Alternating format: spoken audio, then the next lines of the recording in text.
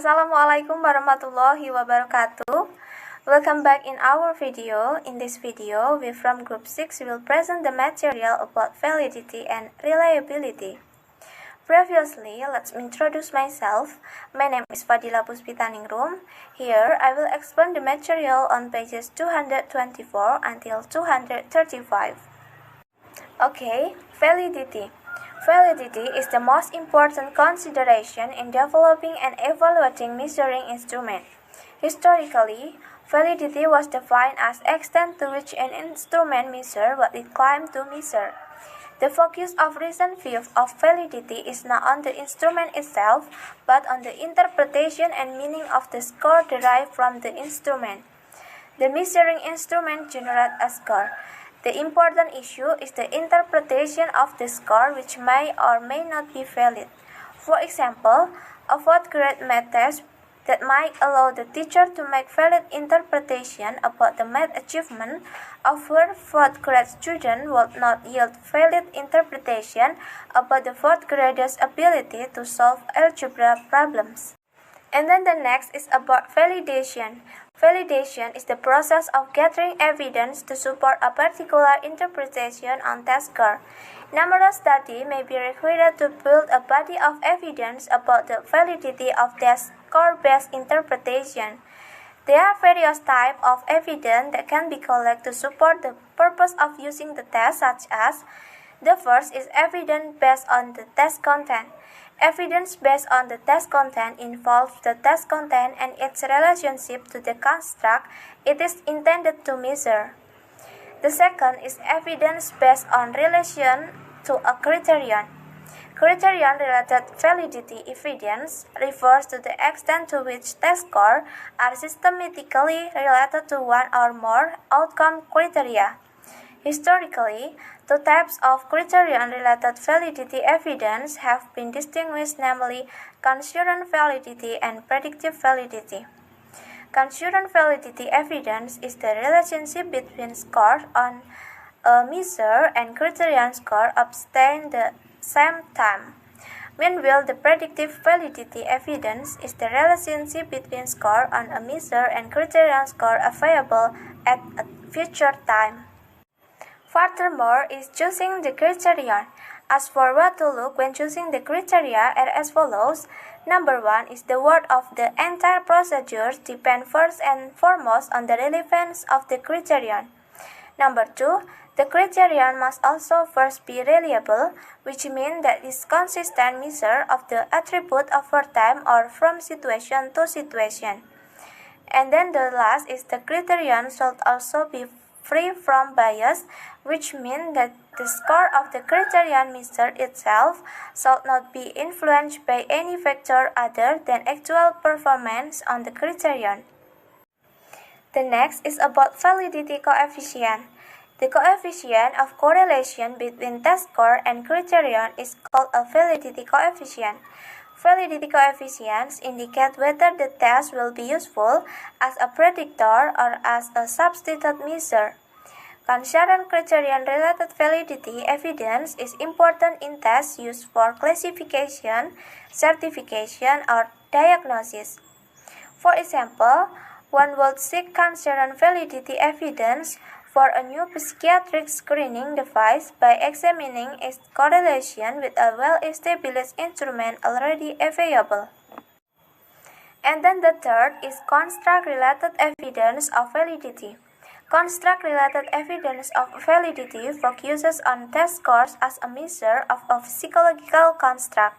As for the strategy used to collect related to the construction of evidence, such as Number 1 is related measure studies, which means the aim is to show that the test in question measured the construct it was designed to measure and not some other theoretically unrelated construct. Number 2 is noun groups technique, which means another procedure for gathering construct. Related evidence is noun groups technique, in which the researchers compare the performance of two groups already known to differ on the construct being measured. Number 3 is intervention study, which means another strategy for gathering construct-related evidence is to apply an experimental manipulation and determine if the score change in the hypothesis way. Number 4 is internal structure study, which means analyzing and the internal structure of a test is another source of evidence that the test is measuring the construct it is supposed to be measuring. And then the last is studies of response process, which means another way to obtain evidence about how well the test is measuring the construct of interest is to look at the evidence based on response process of individuals actually taking the test. Validity generalization. A concern in validity studies of educational and employment tests is the extent to which evidence of validity based on test criterion relationship can be generalized to new settings without further investigation of validity in the new setting. Validity generalization studies have a meta-analysis which provides statistical summaries of past validation studies in similar situations. Validity of criterion reference tests. The main concern in assessing the validity of criterion reference tests is content validity. The basic approach to determine content validity is to have teacher or subject matter expert examine the test and judge whether it is an adequate sample of the content and objective to be measured. Another approach that has been used is to administer the test and divide the examiners into two groups, namely master versus non-master. Valid items are those for which the success rate in the master group is substantially higher than success rate in the non-master group. And then the last is about application of the validity concept. Validity is always specific to the particular purpose for which the instrument is being used. Validity should be viewed as a characteristic of the interpretation and use of the test score and not of the test itself. A test that has validity in one situation and for one purpose may not be valid in a different situation or for a different purpose. A German proficiency test might be appropriate for placing undergraduates in German classes at a university but not be a valid exit exam for German majors. Thus, validation is always a responsibility of the test user as well as of the test developer. Okay, that's enough for me. Thank you. Hello, my name is Endang Trilestari. I will continue the presentation from Ms. Fadilah Puspitaningrum on pages 236 until 247.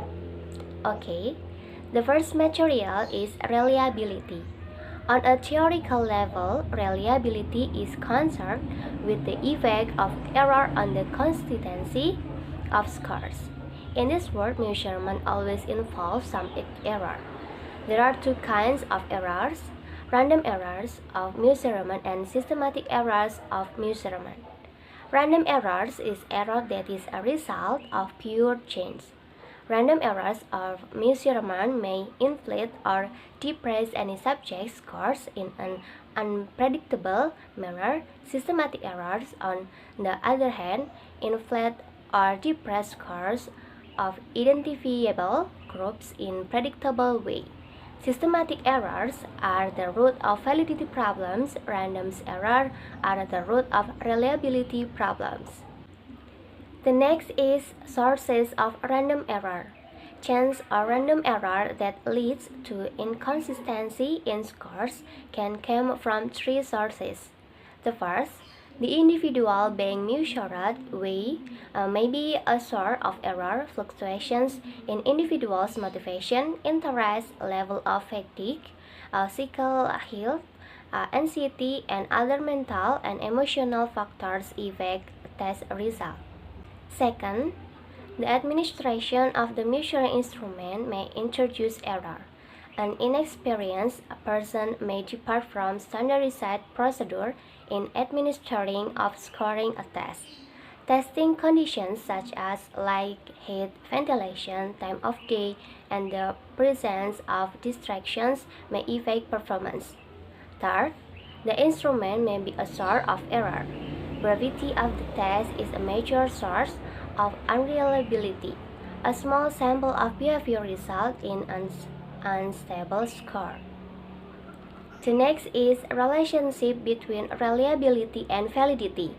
We express the relationship between these two concepts as follows. A measuring instrument can be reliable without being valid, but it cannot be valid unless it is first reliable.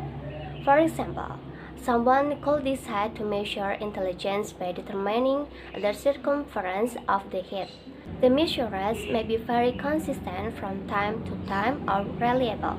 The next is equations for reliability.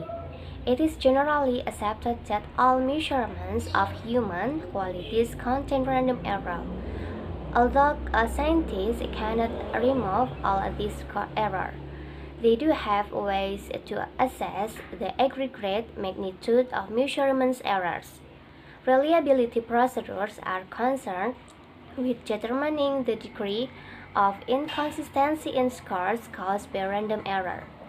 The idea of error component and true component in a single test score may be represented mathematically by formula 9.1. X is T plus E, where X is observed score, T is true score component, E is error of measurement component.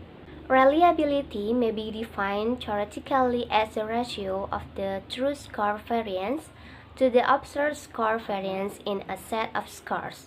Reliability is the proportion of the variance in the observed score that is free of errors. The coefficient of reliability Rxx can range from 1 when there is no error in the measurement to 0.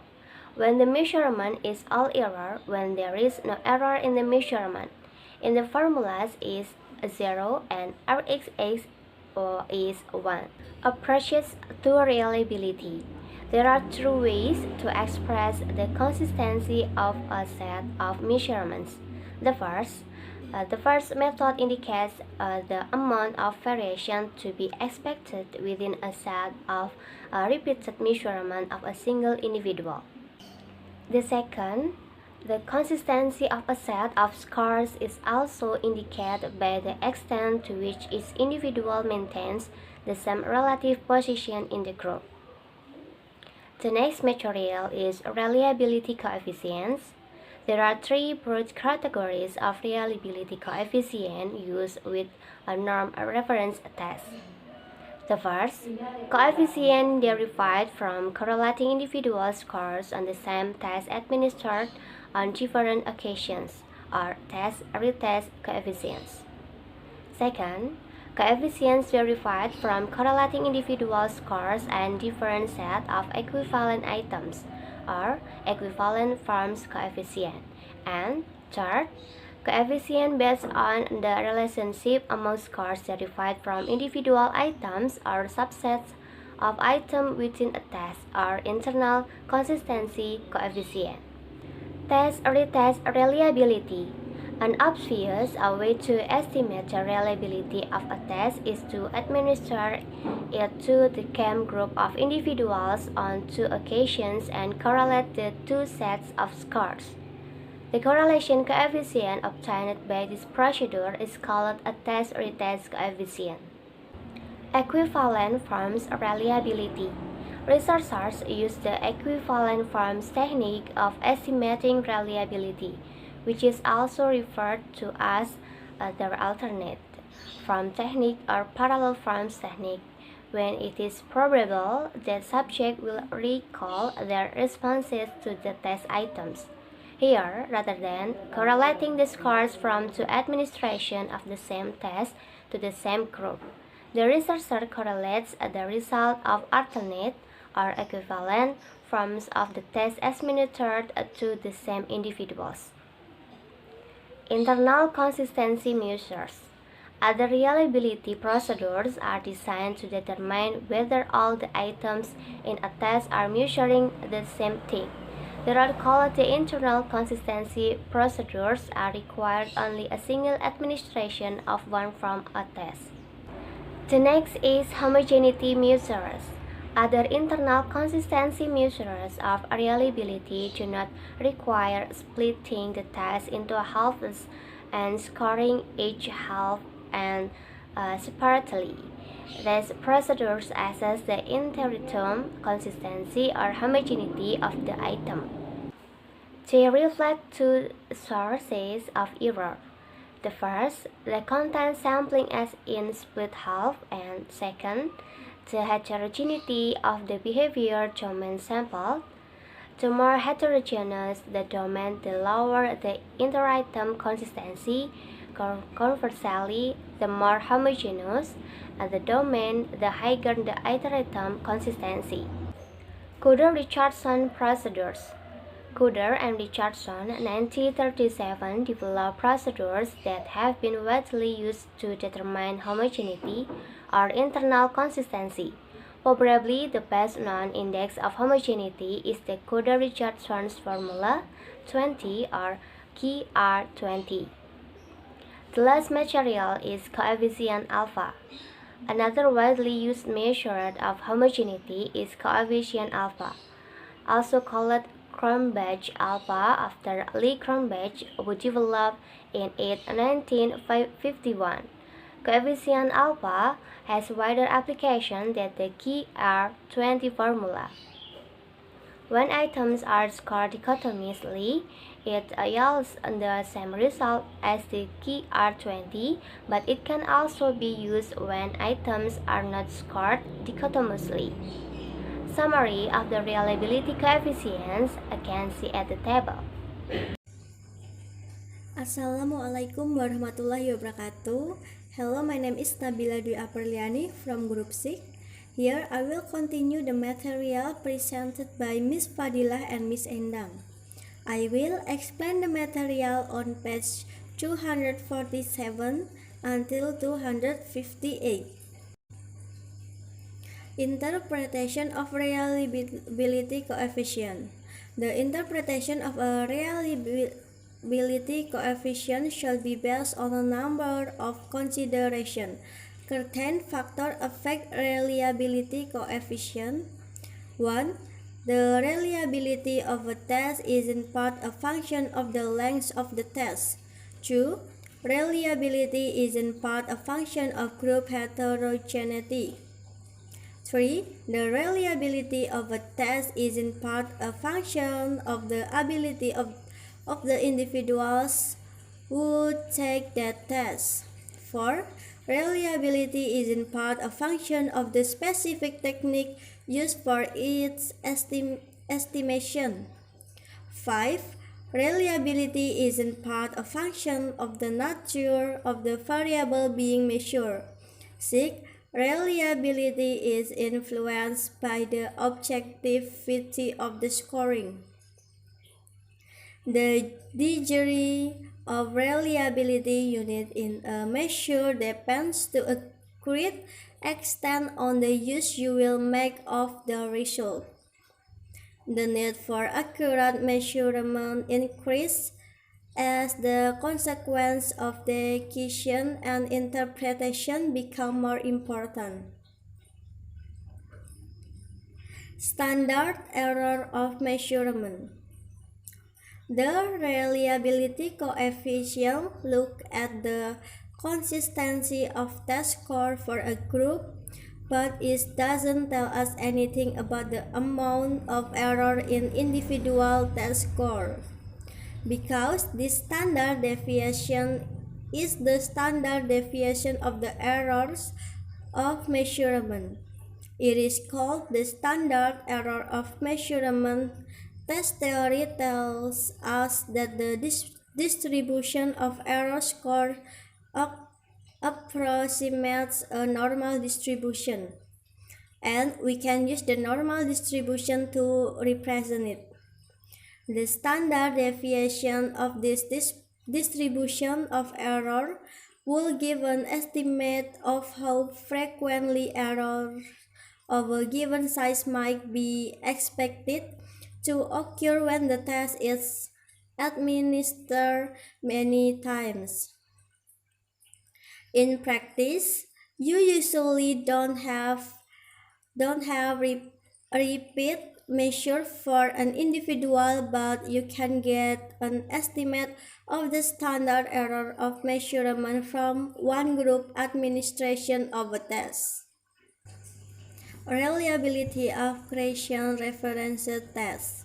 The traditional method used to determine the reliability of norm reference tests require set of scores with considerable variability. Thus, these methods are not appropriate for criterion reference tests in which the scores are limited to 1 mastery or 0 non-mastery. Several procedures have been suggested for estimating the reliability of criterion reference tests. Agreement coefficient.